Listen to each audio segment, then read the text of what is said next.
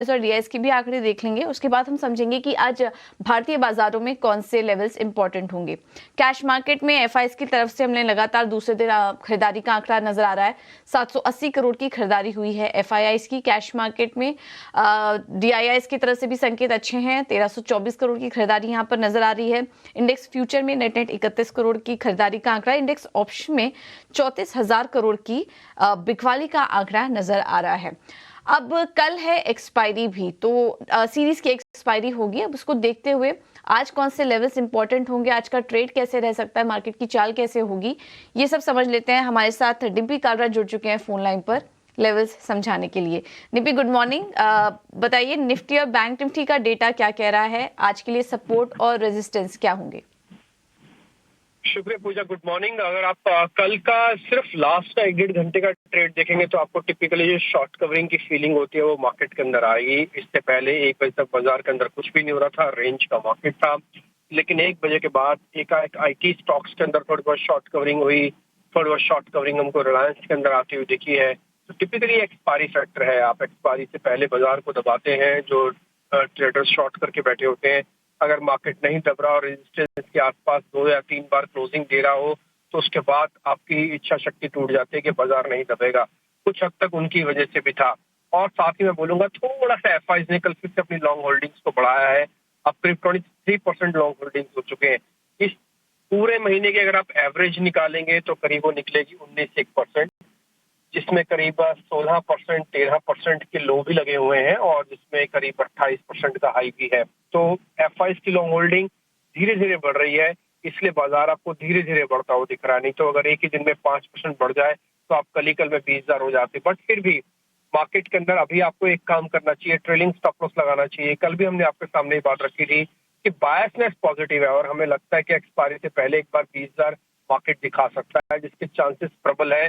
कल की एक शॉर्ट कवरिंग के बाद और चांसेस प्रबल हो गए हैं, यानी कि तेज हो गए हैं। तो उम्मीद करते हैं कि आप इसको एंजॉय भी कर रहे होंगे हमारे एनालिसिस को। और दूसरा, अब आपको स्टॉप लॉस को थोड़ा और एक्सीड कर लेना है।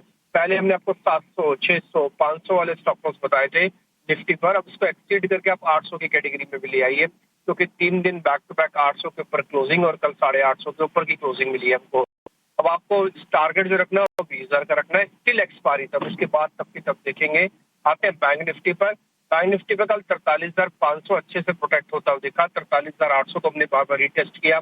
फ्यूचर्स पहुंच गए हैं 44,000 में, तो 44,000 के बाद इसमें शॉर्ट कवरिंग होगी। तो आज का दिन हो सकता है टिपिकली बैंक्स के लिए शॉर्ट कवरिंग का दिन भी रहे। तो आपको एक काम करना है, अपने स्टॉप लॉसेस को और ट्रेल कर लेना है। 43,800 अब आपका नियर बाय स्टॉप लॉस बन जाएगा। अब वहां पे रख के थोड़ा बहुत ट्रेड ले सकते हैं। अदरवाइज 43,500 भी चल जाएगा।